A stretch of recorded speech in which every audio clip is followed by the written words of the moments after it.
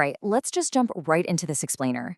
Today, we're going to tear down arguably the absolute biggest lie in early stage product development, this totally pervasive delusion that a massive market automatically equals a massive company. Now, every founder, every product manager, we all want to build the next tech giant. But starting with this overly broad vision, that is exactly what kills most startups before they even get off the launch pad. You know the feeling. You sit down to design your minimum viable product, your MVP, and it's completely natural to dream big.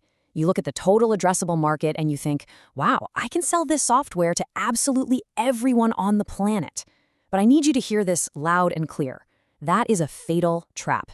If you build a product designed for everybody, you're going to end up with a product that perfectly solves a problem for absolutely nobody. Section 1. The TAM delusion. So you might think diversifying your risk by going broad is the smart play, right? Well, here's what that actually looks like in practice. You think you're building this super flexible product that can serve 10 different channels and, a dozen different buyer personas. You think you're being really clever spreading your bets. But in reality, you're forcing your tiny, under-resourced startup to feed a starving 12-headed monster.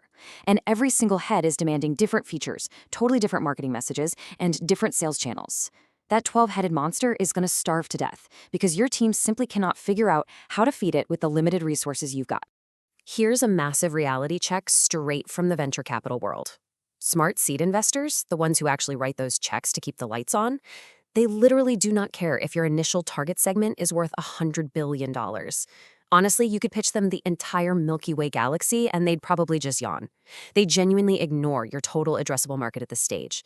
They only care about one thing. Is your initial segment small and specific enough for you to absolutely dominate it? Section 2. The agitation of brats.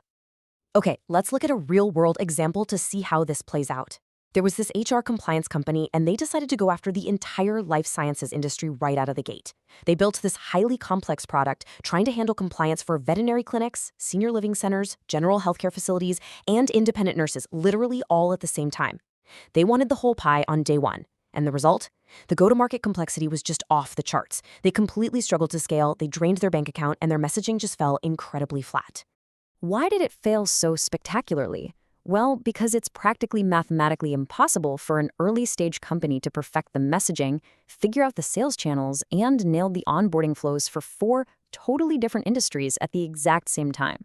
It just doesn't work. Their product became this bloated, confusing mess. When you try to build features to make everyone happy, your product doesn't solve anyone's core problem perfectly. So here's a harsh truth you need to internalize right now. If your target demographic is basically anyone with a credit card and a pulse, you're just pouring your limited cash into a black hole. You don't have a go-to-market strategy. You have a lottery ticket. You're just kind of hoping that someone, somewhere, randomly stumbles across your product and buys it. And let me assure you, investors absolutely do not fund lottery tickets. Section 3, the minimum viable segment. Instead of chasing $100 million on day one, your real goal should be targeting your minimum viable segment, or MVS. This is a genuinely brilliant concept, coined by Des Traynor, one of the founders of the software giant Intercom. Your MVS is a tiny, desperate cluster of demand. That's it. Your only mission right now is to prove you can solve a critical, burning problem for this one tiny segment, and then repeatedly sell to them over and over again. Think of your MVS as the absolute dead center of a 4-part Venn diagram. Your target customers, they must share the exact same pain points. They need the exact same budget, they have to use the product in the exact same way, and you must be able to reach them through the exact same channel. By aiming for the dead center of those 4 criteria, you radically simplify the entire game of building a company. Suddenly, you're only marketing in one channel, asking for one specific budget, and mastering one single use case. Which actually brings me to a quick and honestly kind of uncomfortable question for you.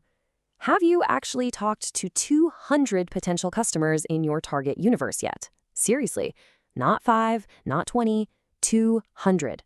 Because look, if you haven't bought the plane tickets, hit the conference floors, worked the phones, and done the incredibly grueling, exhausting work of talking to 200 people to find your exact MBS, you have no business writing a single line of code.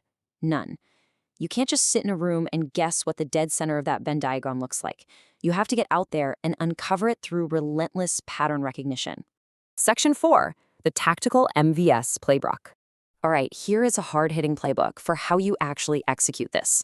Step 1, you have to carve out a niche so hyper-specific that you can become the undisputed king of it without having to fight off hundreds of massive competitors. Once you nail that, step 2 is securing the repeatable sale. Prove viability by finding a few customers who are obsessed with you, and then duplicate them. Find 5 more exactly like them. Master that process. And then step 3. Only after you've dominated that zone and locked in repeatable revenue do you finally put the pedal to the metal to expand. Let's bring it back to that real-world HR compliance company we talked about earlier. Remember how they were totally draining their bank account trying to serve 4 industries? Well, they actually saved their business by peeling their incredibly complex product all the way back. They literally starved the 12-headed monster and focused their entire company on exactly one thing: hiring nurses. They poured everything they had into dominating just that nurse hiring MVS. They learned the specific lingo, they mastered the channels, and suddenly their growth just skyrocketed. And it was only after they were operating from a position of absolute strength that they finally expanded back into home health care and veterinary care. They honed the value proposition first and they expanded second. That is the non-negotiable order of operations for success. So, the minimum viable segment is basically the vital bridge that gets you across that deadly gap between having a cool product idea and actually having a real viable company. You've got to stop trying to be everything to everyone. You have to rigorously ignore those massive, distracting segments that tempt you away from your core focus. Just simplify your channel, simplify your buyer, and solve one specific problem so incredibly well that your tiny segment absolutely cannot live without you. All right, before we wrap up this explainer, I've got a challenge for you, because pulling this off requires some serious discipline. Are you actually brave enough to ignore 90% of your potential market today just so you can survive long enough to sell to them tomorrow? Think about your own product right now. What was the most distracting, off-target customer request you ever received that almost completely derailed your vision?